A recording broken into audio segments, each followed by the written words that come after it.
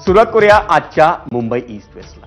मंडळी, मुंबई महापालिका आणि मुंबई पोलिसांनी अनंत चतुर्दशी निमित्त घरगुती आणि सार्वजनिक गणेश मूर्तींच्या विसर्जन सोहळ्यासाठी जय्यत तयारी केली आहे।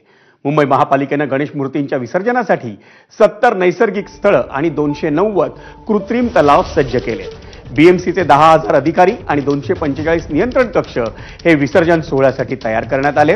मुंबई पोलिसांनीही उद्याचा विसर्जन सोहळा सुरक्षित पार पडावा म्हणून कंबर कसली आहे। मुंबई पोलिसांनी 12 अतिरिक्त आयुक्त, 40 उपायुक्त, 61 एसीपी यांच्या मार्गदर्शनाखाली 3,000 अधिकारी आणि 18,000 पोलीस कर्मचारी बंदोबस्तावर तैनात केले आहेत। त्याशिवाय एसआरपीएफच्या 14 तुकड्या, शीघ्र कृती दलाच्या 4 तुकड्या, दंगल नियंत्रण पथकाच्या 3 तुकड्या आणि बॉम्ब शोधक पथक सज्ज ठेवण्यात आले।